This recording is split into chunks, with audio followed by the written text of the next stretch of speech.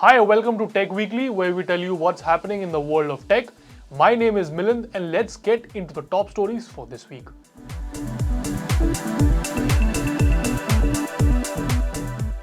This week saw a new crisis at Twitter. As per reports, several Twitter employees have quit, rejecting Elon Musk's recent ultimatum to employees. The ultimatum asked employees to stay with the company, working long hours at high intensity, or quit with 3 months severance pay. Reports also claim that the company is temporarily closing its offices. According to a report in Bloomberg, the closure until Monday came after more workers than expected opted for the severance pay option. This reportedly confused who should still be allowed access to Twitter premises. In an earlier email, Musk gave employees time until the end of the day, that is November 16th, New York time, to decide if they'll commit to his work demands. Seattle-based Amazon joined the list of companies that are laying off people, citing adverse macroeconomic conditions. Amazon, which started the biggest ever layoff in its history on November 15th, will continue to cut down its global workforce in the coming months and may spill over to 2023. Amazon has reportedly laid off employees from devices and books businesses and offered a 2-month period for its employees across the US to find some other job internally or extend the severance package. And now, in an official statement, Amazon CEO Andy Jassy has confirmed that the company will announce some more job cuts in the coming years. Amazon is planning to cut 10,000 jobs, which make up nearly 3% of the company's 3 lakh plus corporate workforces. Other tech companies like Meta and Twitter are also following the same path of trimming their workforce amid economic slowdown concerns. Telecom and IT Minister Ashwini Vaishnav on Tuesday said that India is set to get the biggest Apple iPhone manufacturing unit in Hosur in Bengaluru. This comes after reports that Apple supplier Foxconn is planning to expand their works in India by at least 4 times by the next 2 years. IT Minister also said that the biggest iPhone manufacturing unit would also employ 60,000 people.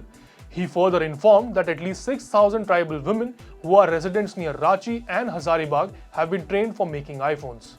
Qualcomm finally unveiled its new flagship chipset named the Snapdragon 8 Gen 2, which brings performance and efficiency gains over its previous generation.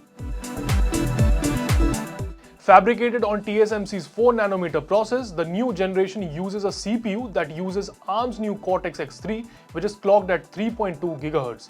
There are also 4 high-performance cores to handle multitasking and 3 efficiency cores. Qualcomm claims that the new Cairo CPU's performance is up by 35% and power efficiency is improved by 40%. In terms of GPU, the Adreno GPU has introduced support for hardware-based ray tracing and Unreal Engine 5, which can now deliver high-quality gaming experiences with lifelike textures and reflections. All this while also promising up to 25% high performance while returning 45% high efficiency over the previous 8 Gen 1 chipset. As for cameras, the 8 Gen 2 brings a triple 18-bit cognitive ISPs and an always sensing hub camera, which automatically enhances photos and videos in real time using AI. For connectivity, the Snapdragon 8 Gen 2 now comes with an improved X70 modem, which supports both millimeter wave and sub-6 GHz 5G. Other features also include Wi-Fi 7, Bluetooth 5.3, which can now deliver lossless music streaming and low gaming latency. We can expect major Android manufacturers to come with this latest chipset by the end of this year or early 2023.